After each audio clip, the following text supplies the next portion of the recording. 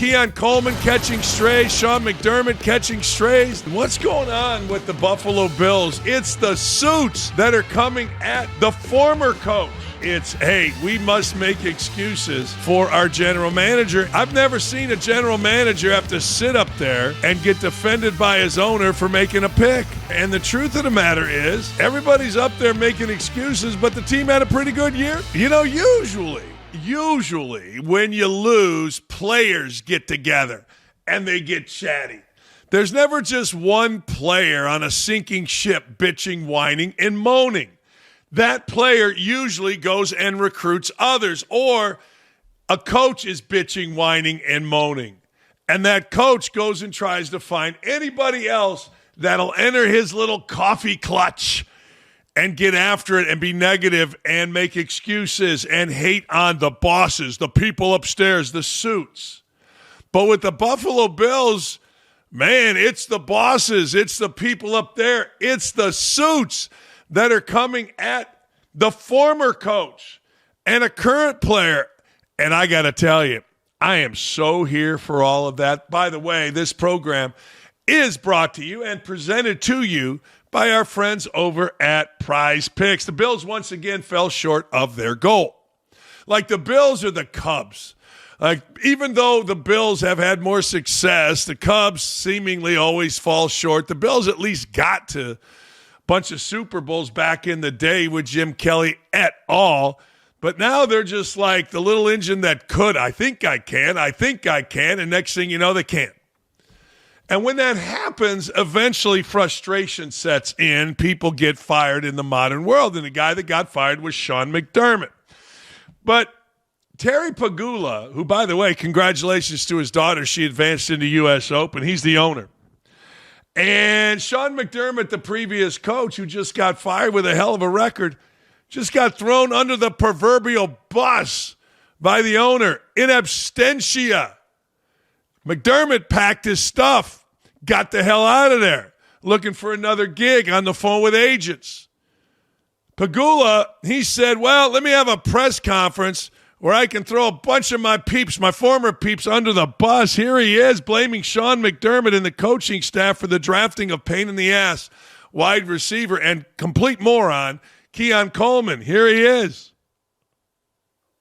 Yeah, can I interrupt? I'll address the Keon situation. The coaching staff pushed to draft Keon. I'm not saying Brandon wouldn't have drafted him, but he wasn't his next choice. That was Brandon being a team player and taking advice of his coaching staff, who felt strongly about the player. And, he's taken, for some reason, heat over it and not saying a word about it. But I'm here to tell you the true story. Well, there you go. I got to tell you, I've seen a lot of stuff in my day, but I've never seen that, where a kid gets crushed and is the excuse for firing the coach, not the general manager. Like, I watched draft day. Everybody had their opinion, the owner included, but Kevin Costner had that little piece of paper to draft the linebacker, I believe, from Ohio State. But in the real world, it's not that. It's, hey, we must make excuses for our general manager. And the truth of the matter is, everybody's up there making excuses, but the team had a pretty good year despite a bunch of injuries. Now, what happens if Keon Coleman becomes a stud? He's kind of an idiot, and idiots generally don't become studs except where, say it with me, wide receiver. But I don't know if I know I've never seen this. I've never seen a general manager have to sit up there and get defended by his owner for making a pick. Now, here in Indy, we just keep hiring the general manager. We don't even worry about, oh, man, he's got his mojo or whatever we say. But, man, Keon Coleman catching strays, Sean McDermott catching strays, the coaching staff catching strays. I love it. It's awesome.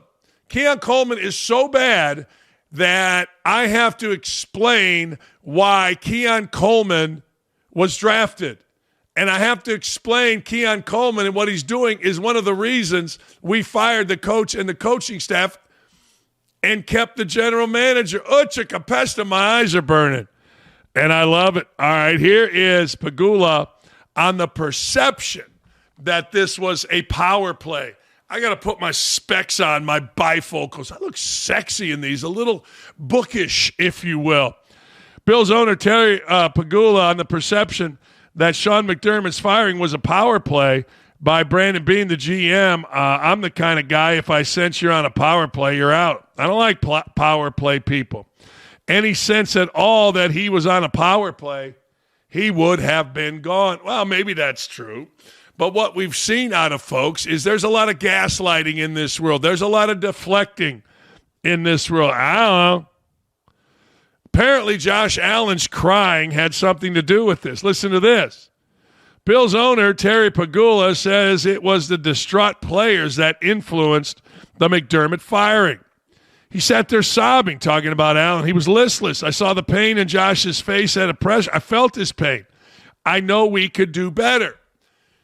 You know, I was listening the other day as I was driving back. I think it was from the national championship game, and Robert Turbin was on. He was on with JT the Brick. I think that's who it was on Mad Dog. And as I was listening to the Brick and everybody else, they didn't make any sense. But Turbin made sense. He said, look, played in the NFL a long time.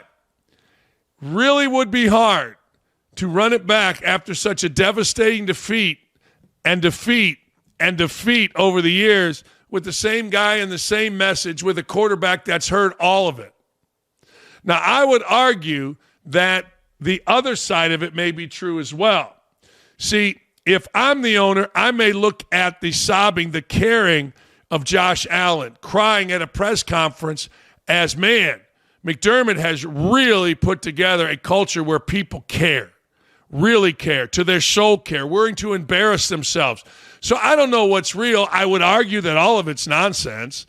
I would argue that they didn't make the Super Bowl, and I fired you.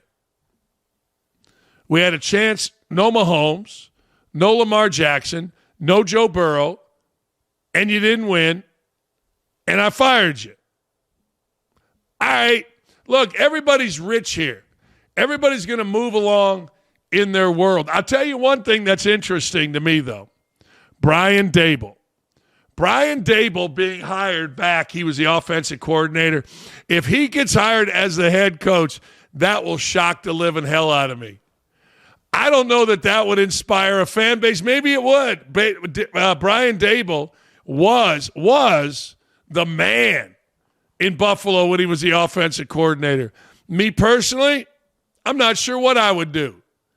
I don't know that I would go and try to hire, I don't know, Mike Tomlin. I tell you what I would do. Hey, Signetti, here's $20 million. Come coach our team. I would do that. I would. $20 million apparently is the going rate. That's what John Harbaugh made.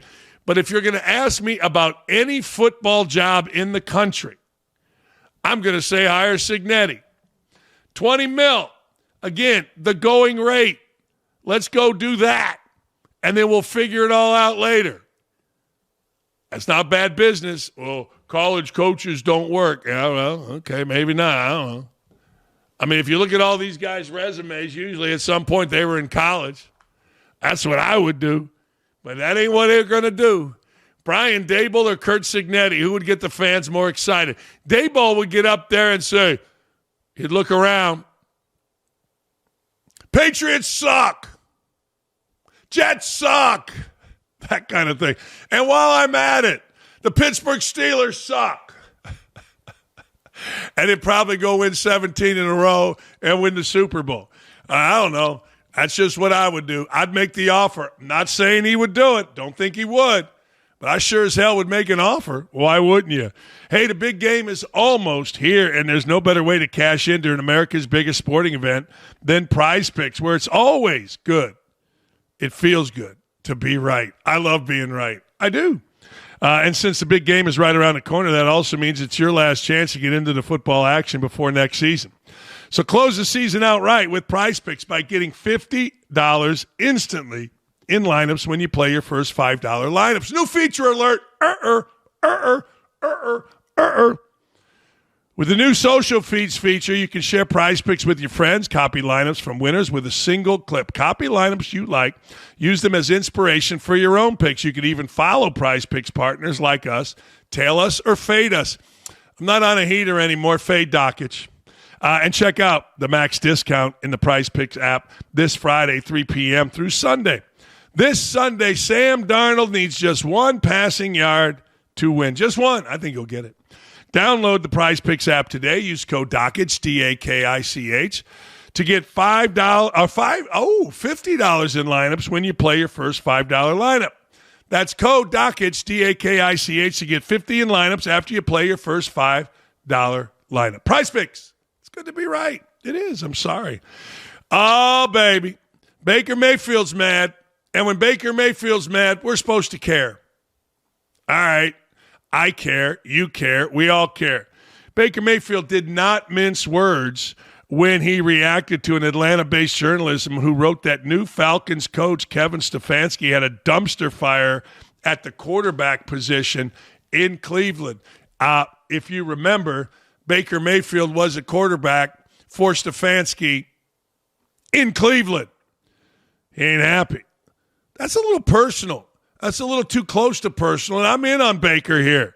Safe to say Baker's looking forward to the opportunity to play his former coach twice a year. So here's a reporter. This is the story. Falcons, Kevin Stefanski had a dumpster fire at quarterback in Cleveland. Baker Mayfield, Deshaun Watson failed. Okay, D. Orlando Ledbetter. Whatever that, D. Orlando. Yeah. Anyway, which started a chain reaction to 11 other starters. D. Orlando Ledbetter is a dumbass. Whoever this clown is, good for him. Some of us make our bones by being incredibly handsome, incredibly intelligent, and with insights nobody else can have, that are smart. D. Orlando Ledbetter of the Atlanta Journal-Constitution, you got to ask, if you're this stupid, why were you hired, D. Orlando Ledbetter? Because you are stupid. And it's safe. 11 other starts, really. Shadur Sanders closed out last season with 7 starts. You could go the other way on this. I would go that Stefanski didn't make the call to get rid of Baker Mayfield and was forced to play Shadur Sanders, D. Orlando Ledbetter. And there it is. Right there, D. Orlando Ledbetter. But you can't, as D. Orlando Ledbetter, you certainly can't criticize Shadur Sanders. That goes against the code, right? That get Dion after you. The brothers would come at you. Racism sucks. Anyway, I know you threw in Deshaun Watson there. Just shut up. We know what you're doing. Anyway, here's Baker's response. Failed is quite a reach, pal. Still waiting on a text or call from him after I got shipped off like a piece of garbage. Can't wait to see you twice a year, coach. But D. Orlando Ledbetter has a cool hat. Douchebags abound. Community note, really good community note. Under Stefanski, 2025, Browns had 13 starting quarterbacks. Baker Mayfield, however, led them to an 11-5 record in 2020, first playoff berth since 2002, and wins since 94. He played through a significant shoulder injury in 2021. Well, D. Orlando Ledbetter has to take a shot at a white quarterback. I mean, we know that. That's the trend. I get he threw Deshaun Watson in there, but D. Orlando Ledbetter can't help himself. See, being a racist and calling out the white quarterback, that gets you on TV.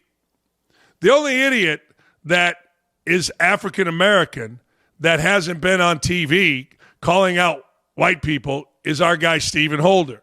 I mean, it's a cottage industry. Lamar Jackson, great. Josh Allen, awful. Oh, C.J. Stroud, great, according to Ryan Clark. Say it with me. Josh Allen, awful. That's a cottage industry. And I know D. whatever Ledbetter put in there. He did. He put in there Deshaun Watson. I mean, look, you can have no integrity like D. Orlando Ledbetter, but you can't be a complete idiot. I mean, he was a complete idiot on the criticism of Baker Mayfield, but he can't be a total complete idiot and not mention Deshaun Watson. He could have, of course, mentioned Shedeur Sanders, who had the worst quarterback rating in the history of the NFL after 7 starts, but that would be over the line, and Deion would be mad, and he would get a call from Stephen A. Smith, Ryan Clark, and, well, the rest of them. Anyway, good for you, D. Orlando Ledbetter. You go. Yeah. Racism sucks, and we're seeing it all over the place. Just be objective. That's all. Oh, man, there's bad blood. It was evident between Matt LaFleur and Ben Johnston, and now we got more beef to look forward to next year as Baker Mayfield has beef with his former coach, Stefanski. I don't blame him. I don't understand how Stefanski got a job.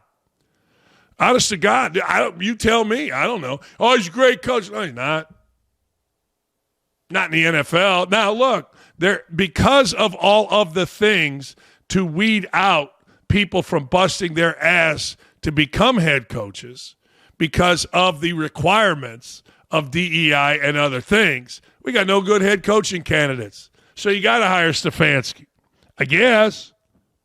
I mean, Stefanski, if I was in Atlanta, I'd say, we did what now? But he's universally respected. He has what? Get his ass kicked? I don't know. Maybe I'm wrong. It's exactly what the NFL needs, though. It is. We need more of this. We need less Ryan Clark and the idiots on ESPN being racist, and we need more beef. Too much buddy-buddy after the game. Yeah, I know I'm an old head saying that. I don't care. I'm right. Too much. We got too much, and I don't want it. No more buddy-buddy. Let's get into animosity, because animosity shall set you free. Hey, while you're here, make sure you head on over youtube.com Don't At Me with Dan Dakich. YouTube.com, you'll see it there, Don't At Me with Dan Dakich. You'll never miss any of our great content. Argue. You got to argue with each other. That's what we like, animosity. We ain't mad if everybody has strong opinions. We ain't mad. We're not going to crawl up into a ball and claim somebody's racist, sexist. Well, we just argue. Feel free to argue. We like it.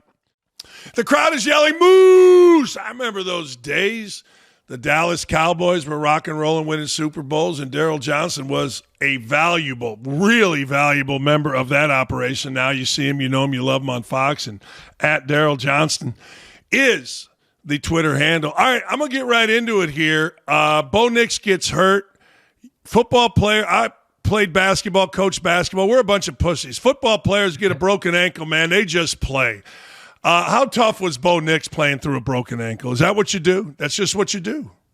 Well, you find a way on those last couple of snaps, right? So it sounds like it was 2 plays left. I think the funny thing is if I remember when I saw the throw on that final pass, and I'm like, boy, that was an odd arc to that ball. And you wonder, just, not being able to kind of push off that right foot, and it's mostly on the front foot on the left side, and it kind of whatever you can do to get the ball down the field. That was pretty impressive, to be able to come off the field and right away, something's not right. And a couple minutes later, we find out that he's not even going to be available for the championship game, which was unbelievable. But yeah, I've seen some guys play through some stuff.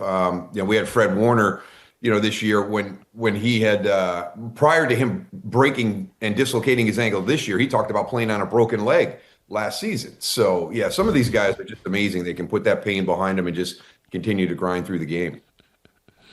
How do you see that game going? Stidham in, Nix out.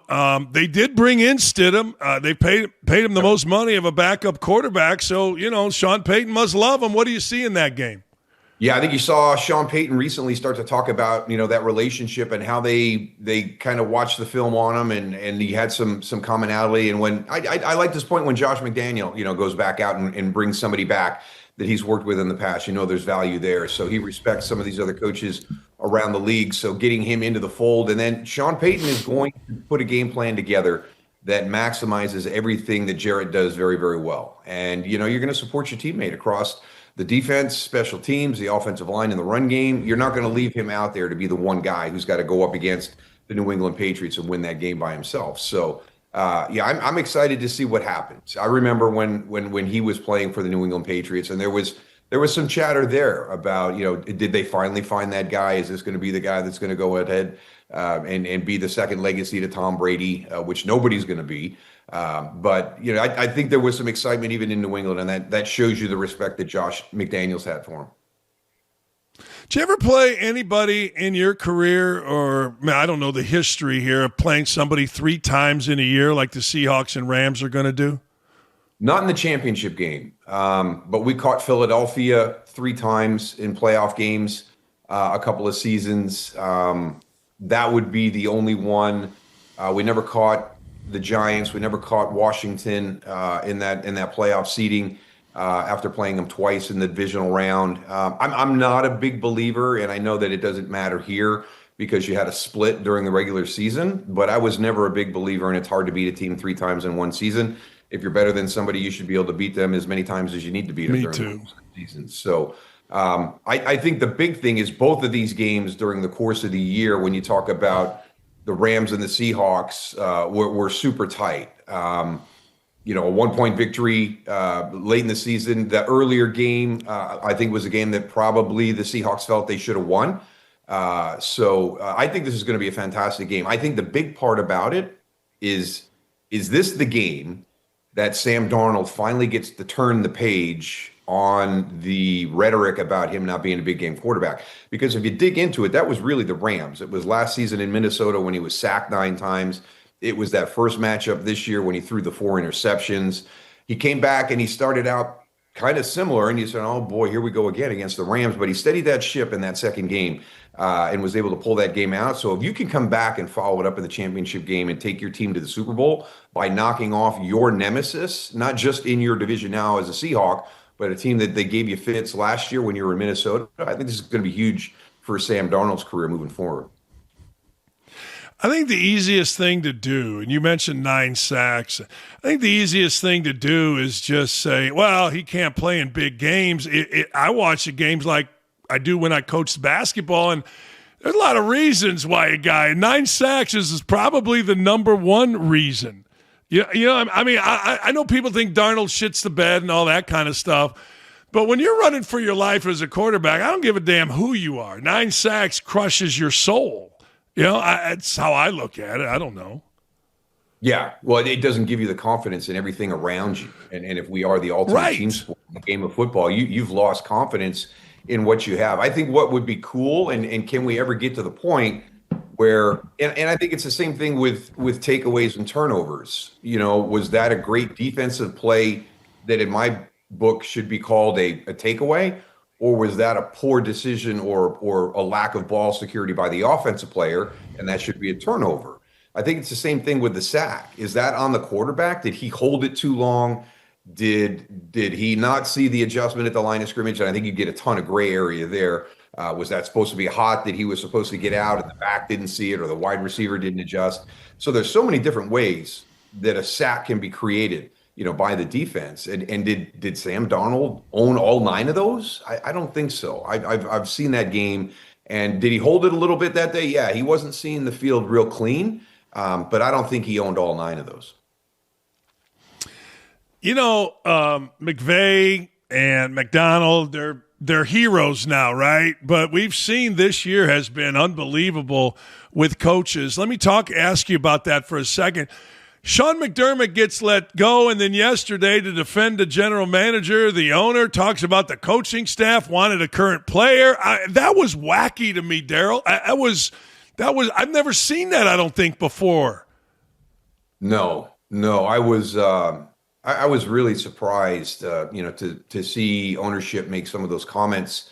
To me, that showed that was a very emotional decision post game. Okay, you're in that locker room. Listen, I've been a part of a team in a locker room post-championship game where we played similar to the way Buffalo played. We had 3 turnovers in the first half of the first quarter.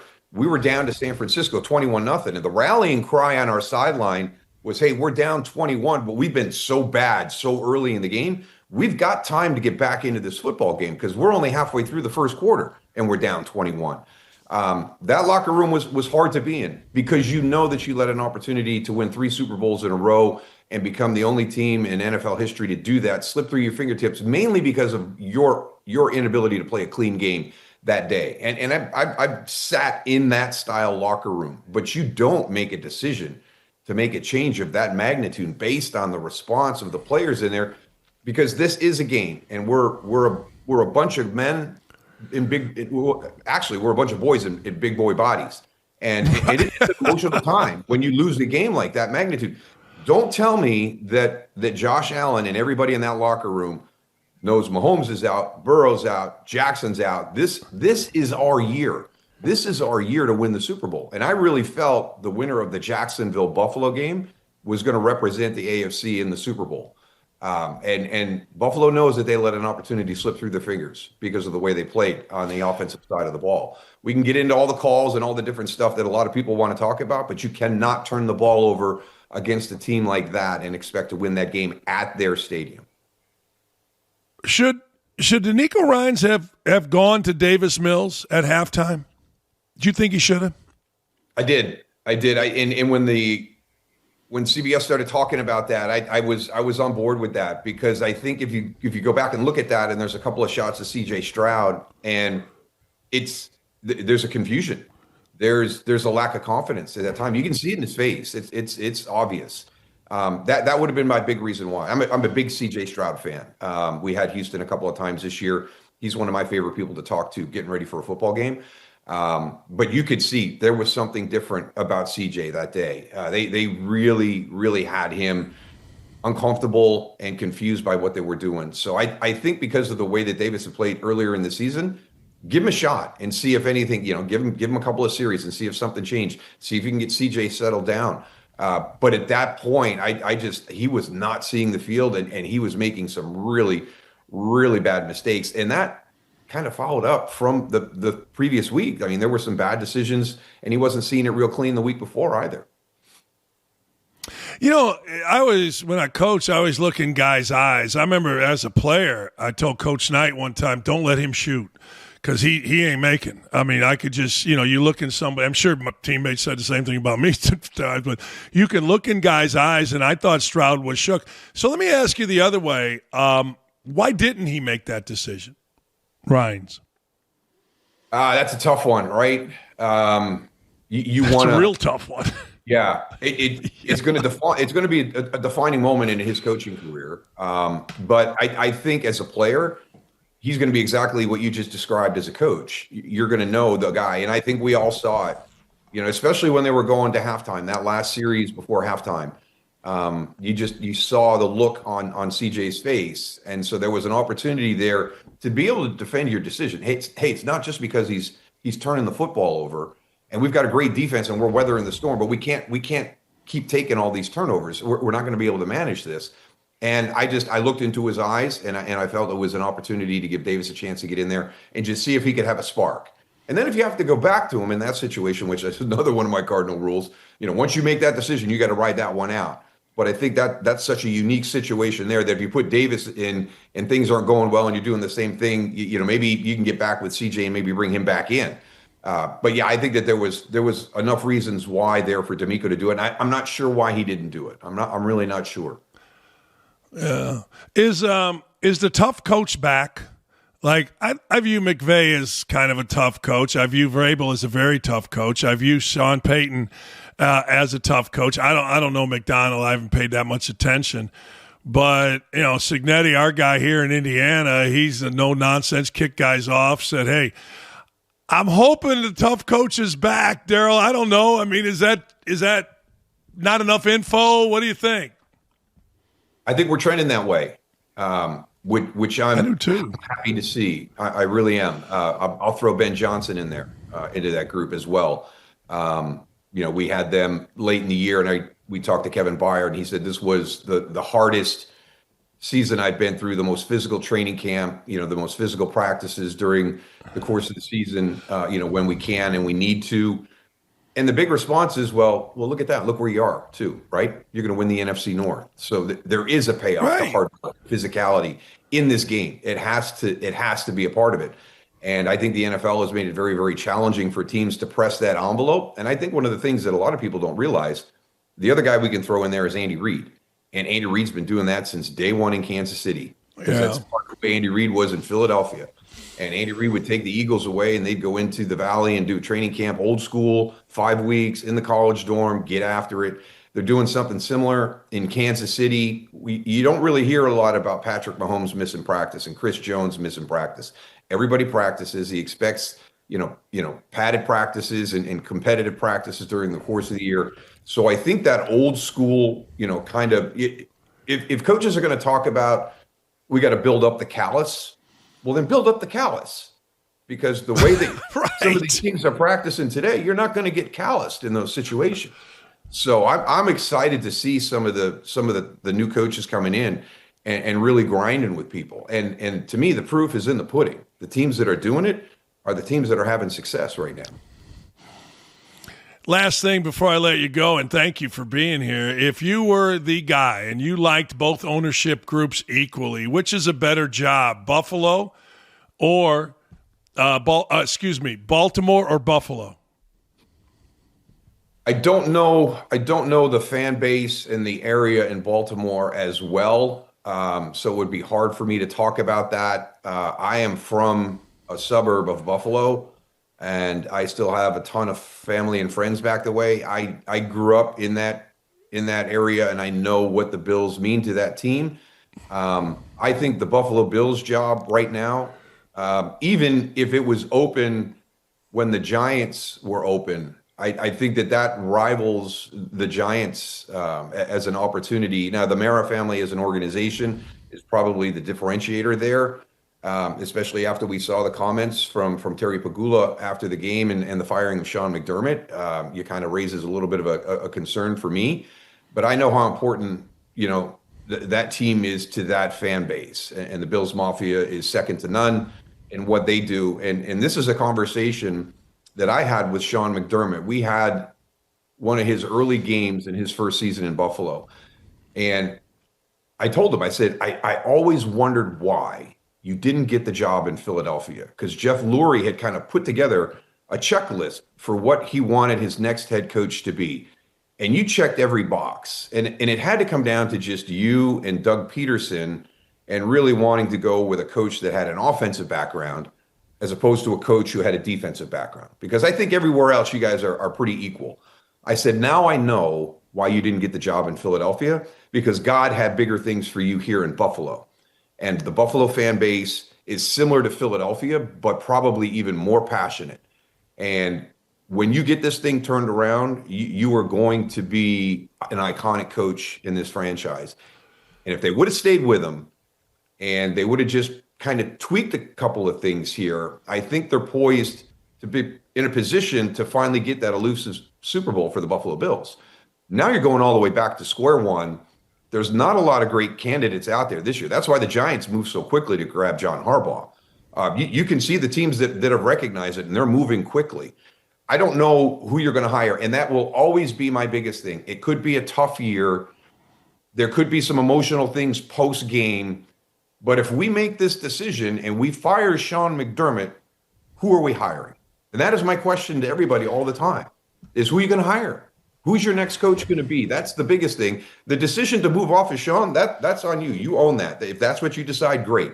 Now tell me who you're going to hire and how you're going to be better next year than you were at the end of this year. To your point, when I was a head coach, I had a list of assistant coaches that I would hire if I had to fire a guy that I really liked from the recruiting trail and that kind of thing. And if I used to talk to my AD, and he's like, yeah, look, I got in my top drawer head coaches that I would hire for football and head coach for basketball if you left. I can't imagine, I know there's Rooney rules and all this stuff, Daryl, but I can't imagine that you're going to fire Sean McDermott and not have a guy already in place, regardless of what the hell the rules say, through an agent or whatever. I can't imagine that. That's dumb. But have you done the due diligence? Have you had the opportunity to do what you did and really be around him and know him? And in worst case scenario, go back to Andy Reid. That's a list that Andy Reid has at every position on his staff. Coordinator, positional coach. He's got a list 3 or 4 deep where he's going to go to immediately. So you have to be prepared for that. How prepared were they? Because to me, it sounds like, we're going to Denver. We got a chance to win the game. Oh my gosh, the game goes sideways on us, and we make an emotional decision after the game.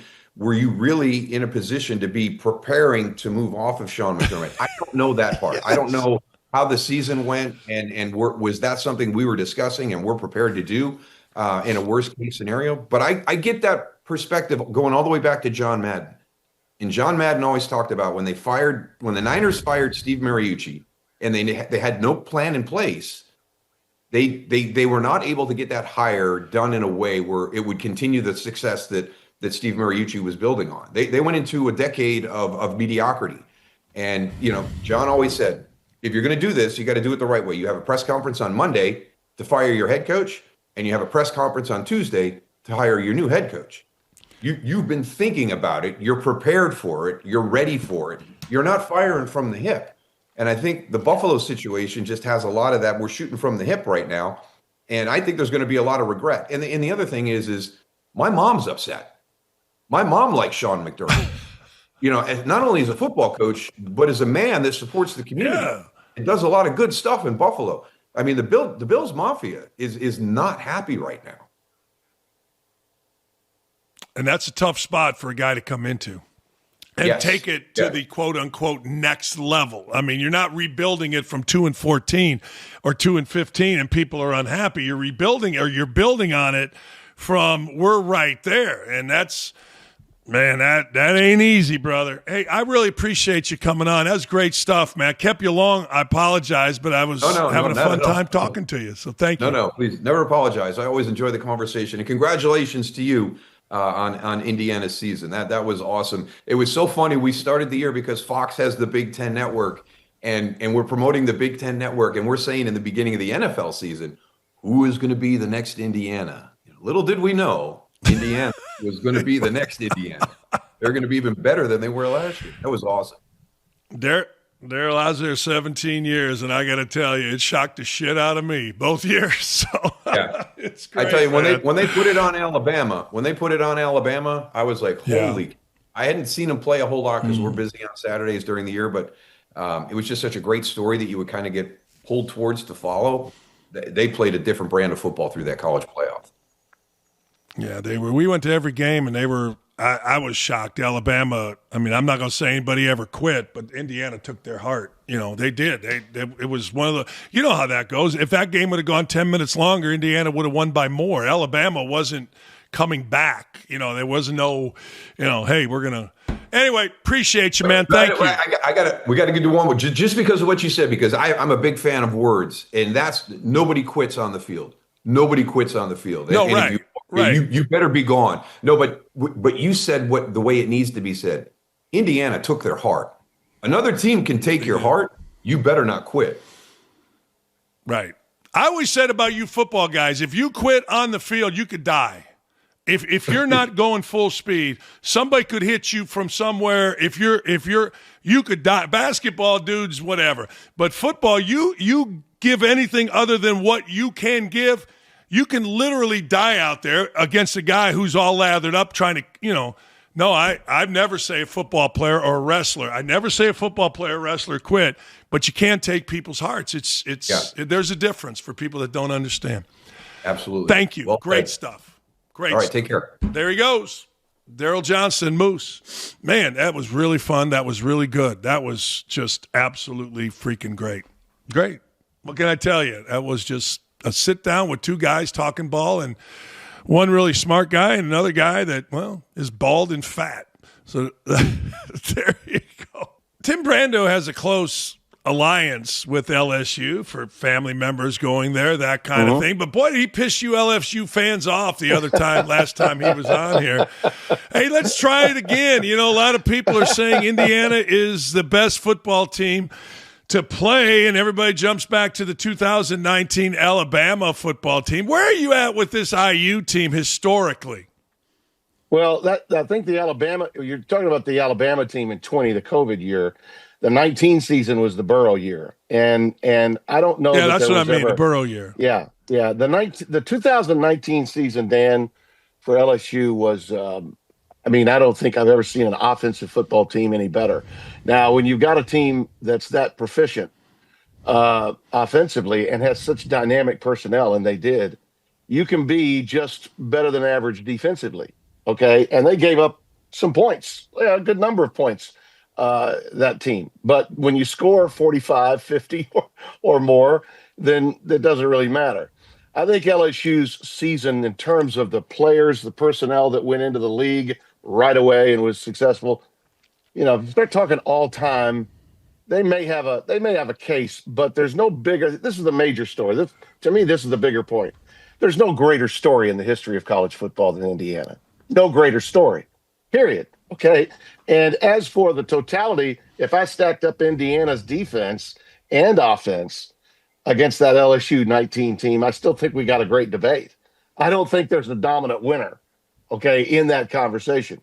And if you want to go back and just start talking about draft picks and the 01 Miami team, all right, was maybe the best team that I can remember seeing in the modern era, at least since the turn of the century. That may be the best overall team, okay, that won the national title. But again, we're talking semantics. Everybody feels this need to go compare the moment after a game's over. It's not like we can just enjoy it, right? We have to start comparing all-time teams. But yeah, I think I upset a lot of LSU fans because of what I said about Kiffin being college football's number one villain more than anything else. But you know what? I think after time, I got a lot of blowback initially, but over time, once they understood my narrative, I think even the Bayou Billies and the Bengal Barneys, as I like to call them sometimes, they started to understand. And you know what? They don't mind being hated. They kind of like, they wear it like a badge of honor. They think that's great. So Kiffin is, in a lot of ways, for them, the perfect marriage, But I felt the need to tell the folks down there that I know and love, brace yourself, because there's not going to be a lot of love for you outside your state. Okay, that was the major point I was trying to drive home the last time I was on with you. No, and I never understood the angst about it because I figured LSU fans would like that.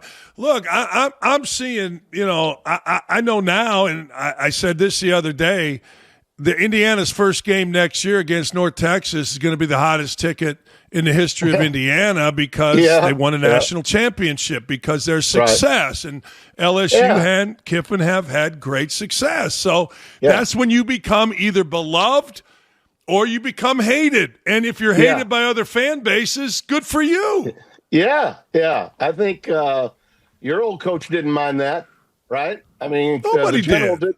He didn't mind that at all. I mean, Indiana certainly in 76, I think there was a different view of Indiana basketball. I mean, you're undefeated. You have this incredible team. But by the time 87 rolled around and Keith Smart hit that shot, I think the image of Bob and the image of Indiana was like, okay, enough for them. We're tired of seeing Indiana here. So that's just part of the nature of sport, in so many ways. Really is. Yeah, I had nothing to do with it, but when I played there, I absolutely loved that every place we went was packed and everybody was vicious and everybody was nasty, even Northwestern back in those days. Look, in college football now, I'm going to go back to the debate real quick. I understand people saying, hey, look, Justin Jefferson, Jamar Chase, I get all that. But I'll say this about Indiana, and I'd love your opinion on this. Right. Indiana captured the nation for a lot of reasons, but three of the reasons I've said, you tell me if you agree with this. One, there's never a misstep in the media. Fernando Mendoza and the kids were great. Two, Cignetti is the kind of guy that we all like. He's a little bit brash. He backs up what he says. And three, frankly, you never see nothing stupid on the field. They had one fumble first game, and there's no unsportsmanlike penalties. There's none of that crap, and people gravitate towards that. Absolutely. I was amazed that there were a couple of drops in the game. In the first half, Indiana had a couple. I've never seen them drop a pass. Okay, but there were a couple of drop passes, and you are playing for the national championship, and you did have 10 days between games and 2 cycles of NFL playoffs between those 2 games. So. Listen, it can happen. They didn't play their best game but when they had their best moments, they came at the right times. That's right. And that's the essence. That's the essence of winning national championships. And ultimately, the reason I liked Indiana to win the game was because I felt Miami would make more mistakes than Indiana did, and they did. You know, Miami did make a few more mistakes. I will tell you this. And we came away from all of this knowing who the number one team is. And listen, my youngest daughter is an Ole Miss grad. Could Ole Miss have played in that game and it have been a different kind of game? Yeah. Do I think they would have been as close as Miami was? I really don't think so now, having seen the way Miami played them. That physical front that Miami had made life more difficult for Indiana. Okay, they had to work really hard to get what they got. And I think they probably would have blown Ole Miss off the line of scrimmage a little bit because that was not a strength of theirs. Now, they might have been forced to score more, but Indiana could beat you any way you want. They were the best team in the country. The greatest takeaway here for me, Dan, and it was said by your coach. It was said by Signetti yesterday, right after the game. We are seeing a paradigm shift in college football. Okay, and this isn't Big Ten versus no. We're seeing a paradigm shift in college football that when from the top down, if the commitment is made by the institution to compete at the highest level in college football, you can do it in Indiana. You can do it anywhere if you have that commitment. And that's where we're going now with regard to college football and its growth at other places. Texas Tech did things they had never done, right? Ole Miss made history to go as far as they did. If you make the commitment, okay, then you can.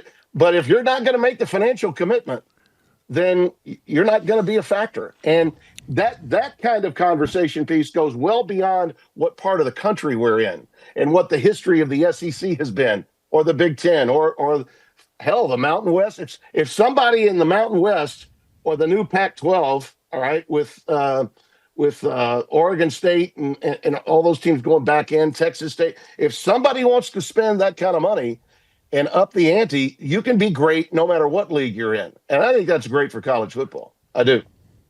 I think it's great. And Indiana has been out. For a lot of people are pointing to Cuban, but that's not true. 6,000 people. This year. Cuban came in late. Not this year. Yeah, not this year. Right. Yeah. In previous. All right, I want to get into something. Personally, I love it. I love that this kid is getting eligible to play after being a pro, and I'll tell you why. I got so tired of listening to the Billises of the world tell me that the greatest thing ever is paying players. I simply said this, Tim. At some point, you got to protect the school. At some point, you got to protect the sport. And letting pros play, I'm not sure it does it. But what the hell? If you're going to open it up and everybody says it's a great thing, then open it up. I don't know. I think it's kind of crap, too. What do you think? Well, when they began when they started talking about the times when players had to declare to go to the NBA, and when you had to get to Portsmouth, and when you declared you couldn't go back and all that, I did feel that was a bit much, and somebody should have been in stewardship with the NCAA to give these kids protection. So if it didn't work out and they tested those waters, that they could still go back, whether they had an agent or not. The issue was if you had an agent, you can't go back. Now it's unenforceable because of where we are in college football and beyond.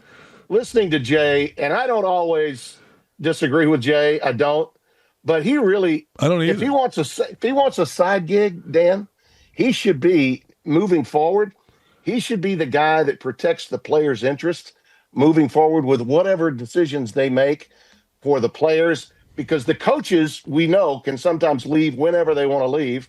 Lane Kiffin is, proof positive of that. What he did was, I still can't get past really what he did, but he was able to do it, and he had a defense mechanism because of the portal time, the signing dates, and everything else that was out there. He had Saban out there front rushing for him, saying, "Well, this isn't an LSU problem. It's a college football conundrum." I'm like, okay, right, Nick, sure, okay, that was a little disingenuous on his part. Okay, while he was helping Jimmy Sexton course the deal and get him to LSU.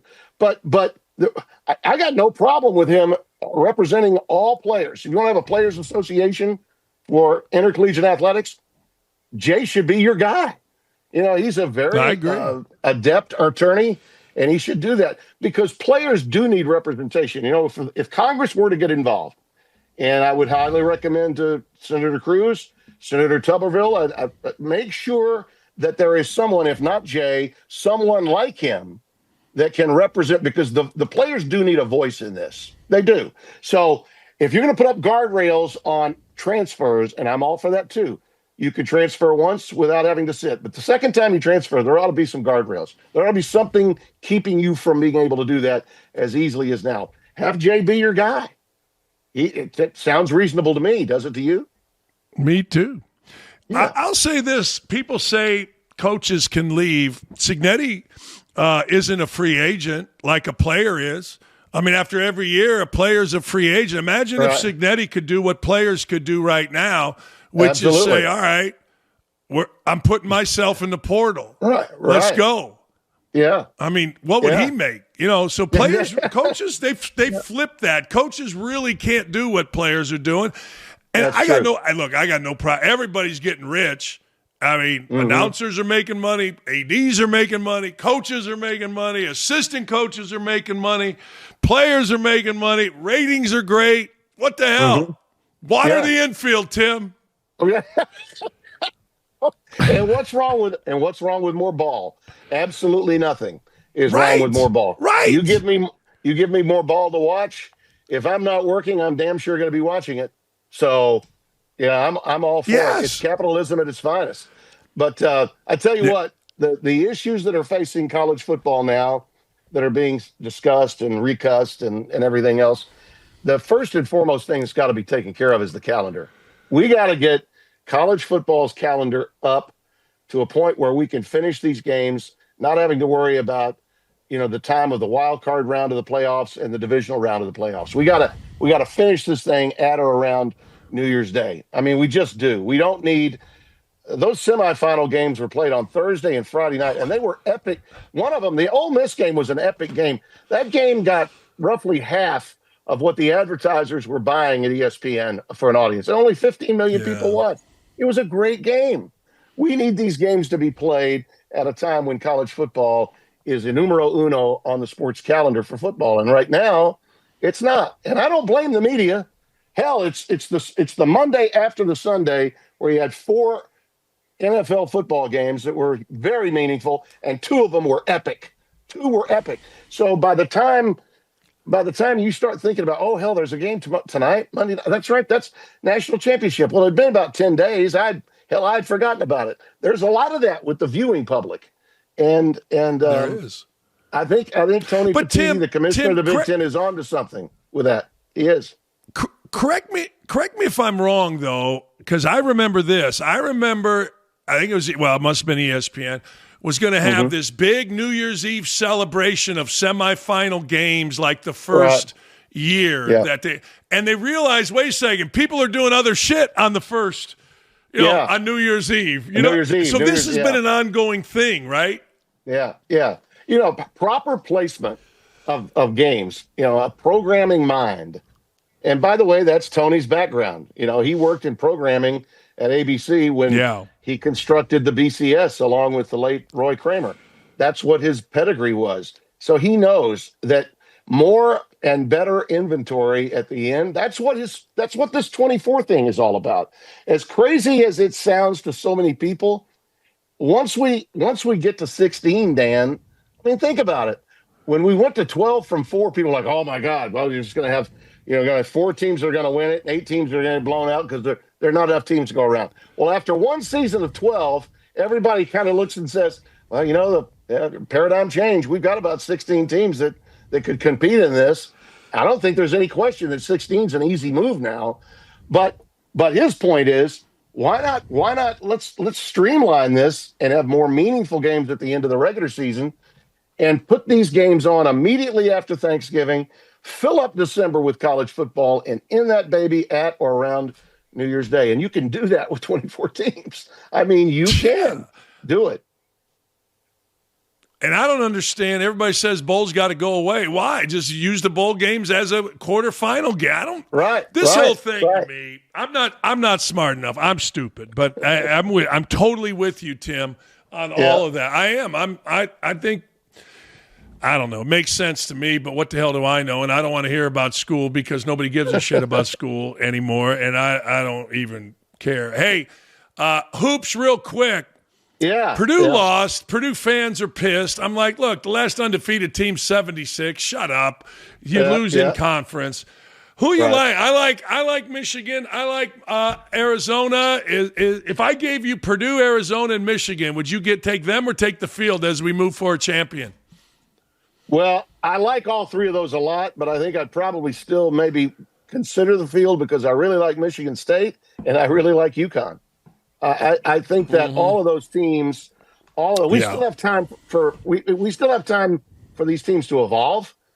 I would say those three would be a part of my five, and I'd add Michigan State and UConn to that group. But look, there are some other teams that are also playing at a very high level right now, and the way the Huskies play, the way UConn plays, I think once they figure out the guard situation, not unlike what happened with Tristan Newton a few years ago. He was a two guard trying to learn to be a point guard. I think they're kind of doing the same thing right now at Connecticut, trying to find out if they can get that point guard, the guy that's going to distribute the ball. What I love about Michigan State is the way they defend and how they have in Fears and in I call him, I can't drive 55, but he's flight 55, Cohen Carr. I love that kid. They are explosive too. They are very, very explosive. That was a big road trip out west for Izzo to get those two. Going to Oregon and Washington back to back for the first time when you're coming out of East Lansing is not easy. It's not easy. And he did what he was supposed to do at those spots. It's going to be a whale of a season, I think. And by the way, talking about ratings, college basketball's numbers are up. I don't know if you've seen them, Dan, but they're up. They're up a good 20% across the board, no matter what network you're watching. So that's a good sign too. That's a great sign, and they should be. Like I've said, I get it. Coaches are bitching about everything. Mick Cronin's lost his damn mind every time they play a game. But honest to God, I mean, the games are good. The skill level's good. Players are older. We got some fights after games, which I don't care what anybody says. We need a little animosity in sports. We don't need fights. I'm with you, Tim. They should be up. There's not. The sport's in a great position. At the risk of sounding like the angry old white man that I'm not, I fight that all the time. I'm not an angry old white man. I'll be 70 the end of February, Dan, and I enjoy what I do more than I've ever enjoyed it. Okay, and I hope that I can continue to do it for a good ways to come. But when you do get older, you lose some of that flight tolerance. I think that's happened to Izzo. I think it's happened a little bit. I know it's happened to the UCLA coach, and I love the guy. I do. I think the world of him. I enjoy talking ball with him, but I think sometimes the kids are like, fine, they put their iBuds, their earbuds in, and they're rolling. Man, they're fine. They're good to go. Coaches start grinding by looking at those. Put the tablet down, coach. You don't need to spend 5 hours on a 6-hour flight, back to UCLA from the Big Ten, worrying about your next opponent. That's what I would recommend. Okay. Yeah. Hey, I go play golf in Pacific Palisades or whatever the hell, the Calabasas out there, and come on back and get after it the next day. Man, I love talking to you. Trump's got a nice track there in Rancho Palos Verdes. Go by there. Yeah, I'm with you. That's it. That's it, man. And you're living in California. You're coaching at UCLA. I remember Mick, he was assistant coach at Woodward High School. He ought to be kissing the feet of everybody that's ever hired him instead of bitching about all that stuff, man. Indeed. Appreciate you, Tim. I got to run, man. Thank you, sir. Thanks. Hope we piss people Daniel. off. Yeah, well, and you too, that's a given. Yeah, it kind of is. All right, there he goes, the great Tim Brando. I love having Tim on because he's not, as you get older, like he said, you kind of don't give a shit. If you really want to know the truth. Oh, you're mad at me today? It's like I used to tell my kids, whoa. You're mad? You're upset? Go over there and be mad. Let me know when you're not mad. Appreciate Tim coming on. Pretty good day today. Wonderful, wonderful, wonderful stuff. So anyway, there you go. College basketball ratings are up. Everything about it is good.